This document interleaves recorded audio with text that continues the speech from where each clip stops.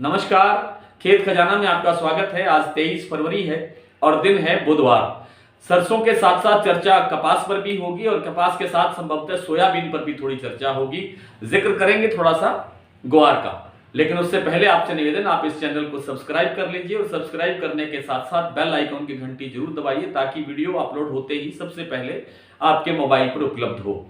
सरसों में देखिए आज जैसे कि आवक बढ़ रही है मंडियों के अंदर, विशेष रूप से कोटा, भरतपुर और इस लाइन पर जो खैरथल है, केरली मंडी है, इस लाइन में सबसे ज्यादा आवकें आ रही हैं। कोटा मंडी में, बारा मंडी में, अलवर मंडी में, इनमें अच्छी आवक हो रही है। और कुल जो आवक है इस अकेले राजस्थान की बात करें तो करीब 2 लाख गट्टे हो रही है। और पूरे देश की बात करें, यानी और जो राज्य हैं जहां जहां से सरसों की आवक होती है उनकी बात करें तो कुल मिलाकर के करीब 6 लाख गट्टों की आवक हो रही है।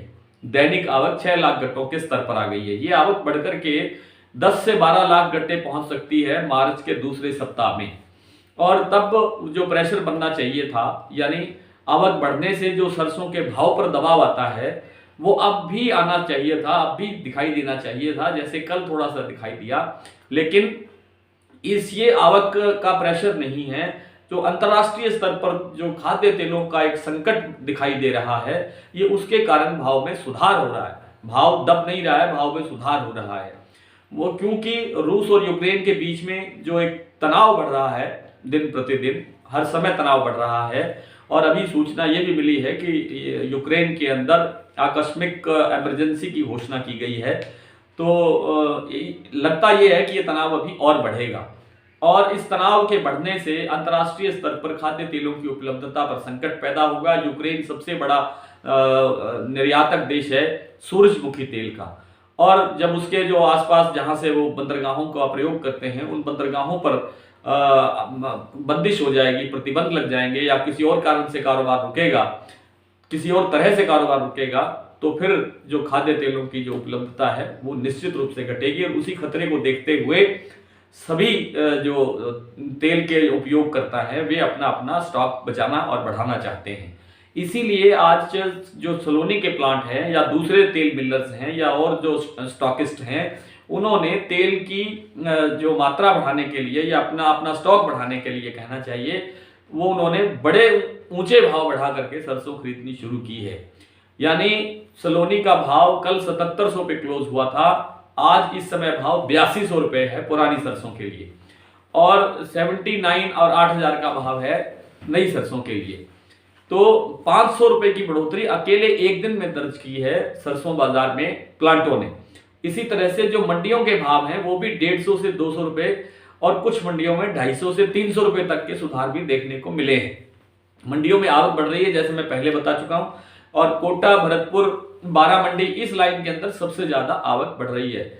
और ये आवकें अब आगे आगे और बढ़ेगी, लेकिन जब तक रूस और यूक्रेन का संकट का कोई स्थायी समाधान नहीं होता है तब तक इस खाद्य तेलों का बाजार, खाद्य तेलों का सिर्फ सरसों का तेल नहीं है, सरसों का तेल तो कल से घट रहा था, आज थोड़ा थोड़ा सुधार हुआ है।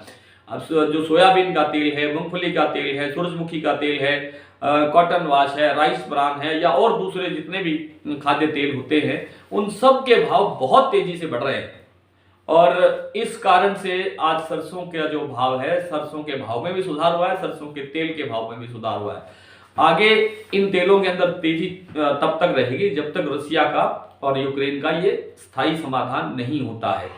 सोयाबीन की बात कर लेते हैं। सोयाबीन में जबरदस्त तेजी है। अंतर्राष्ट्रीय वायदा बाजार में बहुत अच्छा उछाल चल रहा है, तेजी चल रही है, और हाजिर मंडियों का जो भाव है वो 7000 के ऊपर चला गया है। 7000 से 7300 के बीच अधिकतर मंडियों में कारोबार हो रहा है। कई दिन पहले खेत खजाना ने अपने डेली बुलेटिन अखबार के अंदर प्रकाशित किया था कि सोयाबीन जल्द ही 7000 का स्तर देख सकती है। 2.5 लाख गट्टों की आवक, बोरी की आवक हो रही है प्रतिदिन सोयाबीन की, जो बड़ी बहुत मामूली है, बहुत कम है। हमने ये भी आशंका जाहिर की थी कुछ दिन पहले, कुछ माह पहले, कि सोयाबीन की फसल में भी पोल दिखाई देती है। बताया ये जा रहा था कि 118-19 लाख टन का उत्पादन है, लेकिन जिस ढंग से अब आवक हो रही है उस ढंग से लगता नहीं है कि इतनी बड़ी फसल है, क्योंकि इस समय आवक बढ़नी चाहिए थी और इस समय ही आवक कम है। हो सकता है किसानों ने माल रोक रखा हो ऊंचे भाव के तलाश में और स्टॉकिस्टों ने बिकवाली नहीं की है, और इस समय फिर जो अंतर्राष्ट्रीय प्रेशर आ रहा है, दबाव आ रहा है, उसके चलते भी फिर से भाव बढ़ रहे हैं, क्योंकि प्लांटों के भाव, जो सोयाबीन के प्लांटों के भाव है, चाहे वो महाराष्ट्र का, मध्य प्रदेश है, राजस्थान है, कीर्ति है, सुगना है और दूसरे जो भी हैं, जितने भी प्लांट हैं, उन सब के भाव आज बड़ी तेजी से 7200 से शुरू हुए थे और इस समय 7450 पर कीर्ति का प्लांट कारोबार कर रहा है। यानी ऊंचे भाव बढ़ा करके सोयाबीन की परचेज हो रही है ताकि सोया तेल की दिक्कतें ना बढ़े। और सोया तेल की जो अंतर्राष्ट्रीय स्तर पर भी बहुत जबरदस्त मांग है, इसलिए भाव में तेजी चल रही है।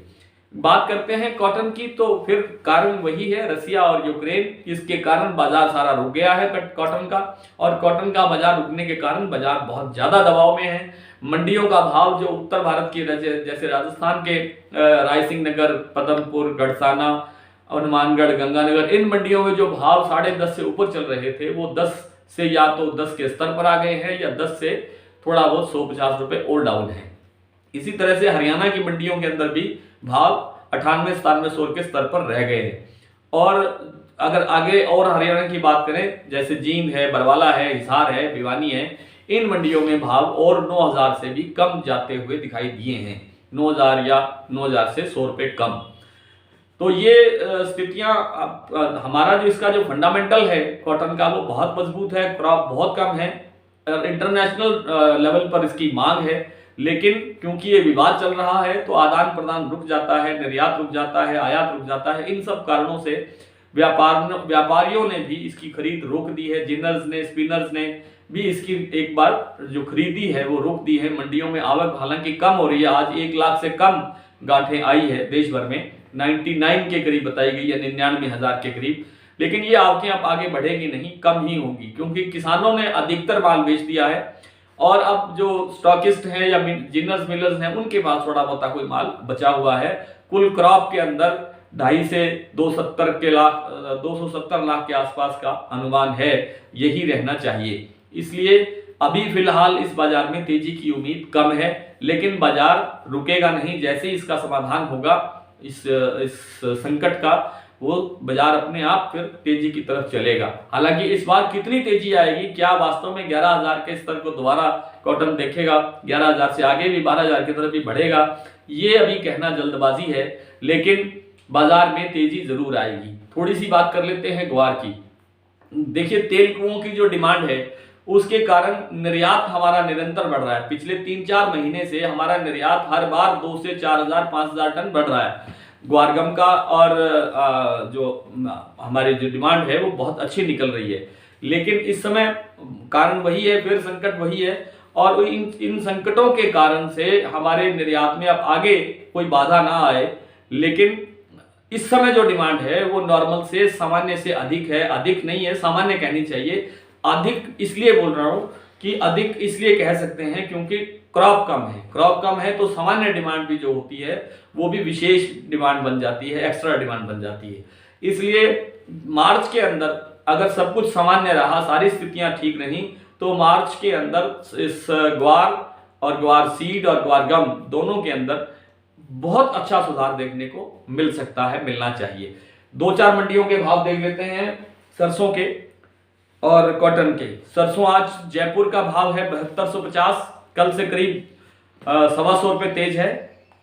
भरतपुर पुरानी सरसों का भाव है 7175 और नई सरसों का भाव है 7051। दिल्ली का भाव है 7200, सलोनी का भाव है इस समय 8200 पुरानी सरसों के लिए और 8000 नई सरसों के लिए। निवई मंडी का भाव है 7200, कोटा 7600, हापुड़ 6600, बीकानेर 6800, अलवर 7900, खैरथल 7400, बारामंडी 7100, ग्वालियर 7100, एलनाबाद 6900 और आदमपुर मंडी 7100। कॉटन यानी नरमा आज एलनाबाद में बिका है 9740, सिरसा में 9857, रायसिंह नगर में 9777, गंगानगर में 10,041, गोलूवाला में 10,000, हनुमानगढ़ में 10,100, आदमपुर में 9,635 और सिंदरिया में 9,740। कल आपसे फिर इसी तरह से मुलाकात होगी, तब तक के लिए नमस्कार।